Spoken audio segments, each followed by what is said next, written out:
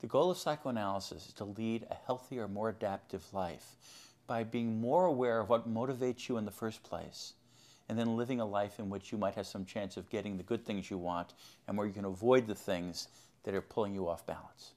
It's a big opportunity, really, for a person to rework the way they operate, to rework the way they relate to their feelings, the way they relate to their own history. The individual freedom and the deep internal transformations that can lead to really living a successful life. That's what psychoanalysis is all about. Psychoanalysis as a term refers really to three different aspects of what we do.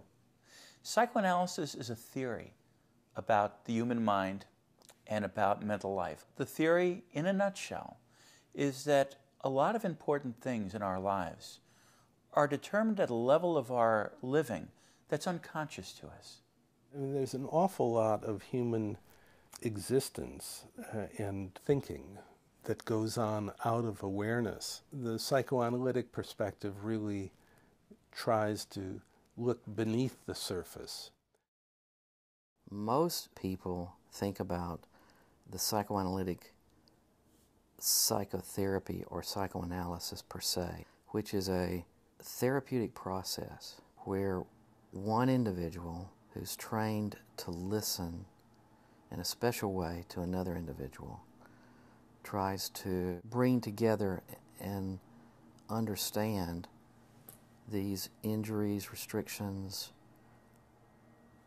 problems from the past. And generally, over time, you get to piece together what their life story has been and bring into consciousness, really, some of the conflicts that have plagued them. Sigmund Freud was the fellow who first listened in this unique way. He was very curious. He was a neurologist by training. Gradually, he developed this process of listening and sort of connecting the dots. The psychoanalyst considers your development as a person, so they see a lot of your problems in the present as reflecting problems in the past. We don't lay down files of memories. Our memories are sort of stored in kind of neural connections, networks. The past is always present in some way.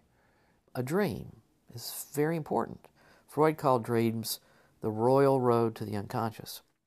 What we're creating is a kind of artificial environment where we can attend to things that people spend most of their time trying not to attend to. Freud grew tired of people sort of looking at him.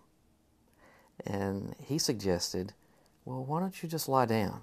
So he eventually came up with this technique using the couch and having the person free associate. And it actually makes sense. I know it seems very awkward and maybe very 19th century, but from my own experience being a patient on the couch as well as being on the other, in the other chair, there's something really that frees you up by not having to make eye contact with another person while you're saying very intimate things. Psychoanalysts are, if you will, experts on human development and human behavior. But our job is not to lecture to the patient. Our job is to help the patient become an expert on their own behavior, an expert in listening to themselves. My relationship with my patient is the most important thing. It's the vehicle, really, for anything good that's going to happen. It provides a second chance to the patient. I provide a relationship which is stable, respectful, where they have my undivided attention. And then I am, skilled at helping them understand what stands in their way. This isn't like other conversations, and that it's not about you and the other person. It's about you and you. And the other person's job is to help you have this conversation with yourself about yourself. Their job is when you kind of get stuck in that conversation, they kind of help you along.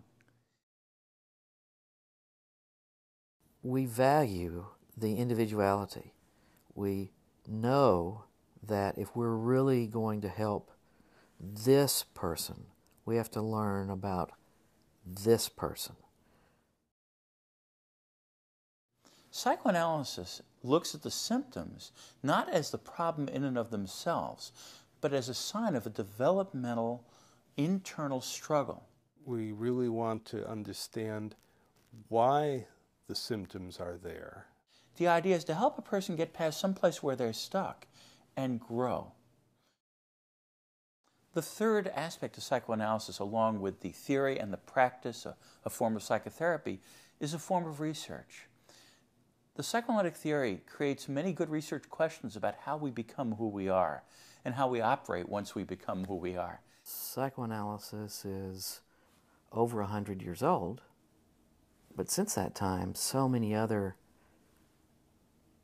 clinicians, investigators of the mind, have discovered additional ways to understand and help people feel freer.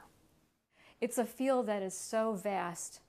If I did nothing for the rest of my life but read, I couldn't stay on top of what's being written. The goal of psychoanalysis is freedom. The goal of psychoanalysis is to help realize the potential for happiness, success, intimacy, to give people choices that they've never had before.